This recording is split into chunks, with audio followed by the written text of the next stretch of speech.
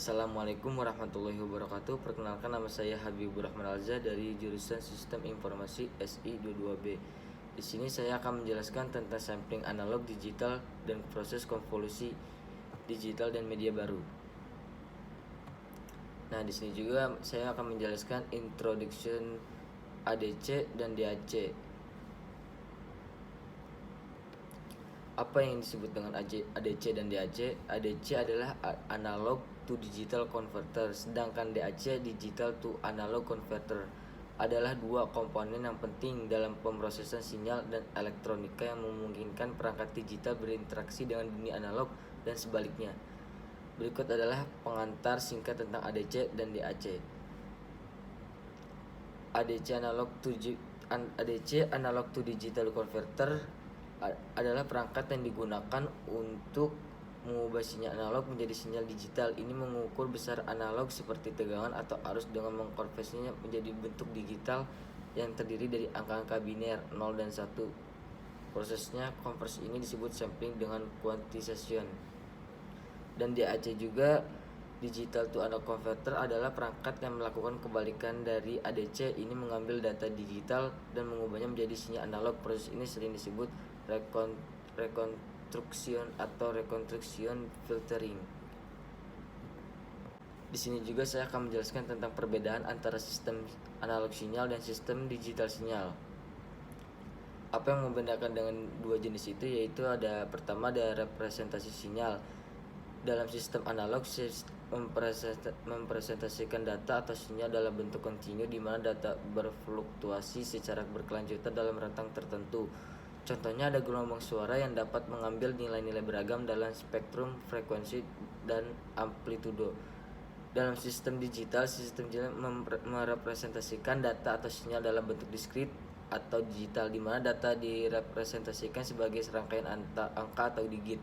Contohnya adalah komputer yang menggunakan kode biner 0 dan 1 untuk menyimpan dan memproses informasi. Yang kedua itu ada manipulasi data. Dalam sistem analog, manipulasi data dalam sistem lebih sulit dilakukan karena sinyal bersifat kontinu. Perubahan dan pemrosesan sinyal analog memerlukan komponen elektronik yang khusus. Dalam sistem digital, manipulasi data digital lebih mudah dilakukan karena data direpresentasikan sebagai digit. Ini memungkinkan untuk pengolahan data yang kompleks seperti kompresi, enkripsi, dan analisis data. Yang ketiga itu ada replikasi dan redistribusi.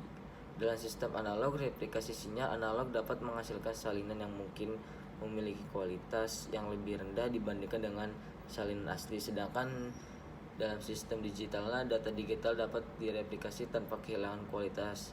Ini memungkinkan penggandaan dan distribusi data yang identik dengan aslinya.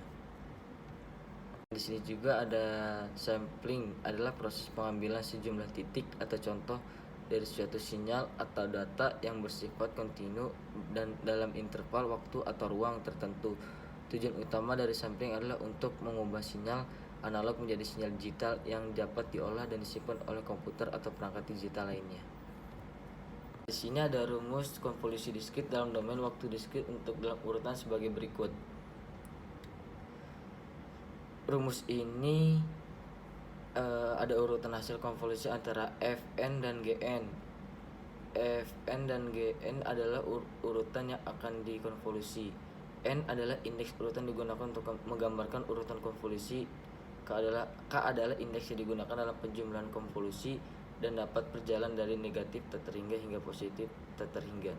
Rumus ini menggambarkan cara menghitung nilai-nilai urutan konvolusi dengan mengambil produk titik dari elemen-elemen urutan input K dan elemen-elemen urutan Gn sampai dengan K pada setiap posisi indeks K, dan kemudian menjumlahkan produk-produk tersebut untuk mendapatkan nilainya. Rumus ini digunakan dalam berbagai konteks termasuk pemrosesan sinyal digital, pengolahan citra, pengolahan audio, dan dalam berbagai aplikasi matematika dan rekayasa lainnya. Operasi konvolusi ini memungkinkan untuk menerapkan filter, melakukan konvolusi dalam domain frekuensi dengan menggunakan transformasi Fourier dan banyaknya lagi.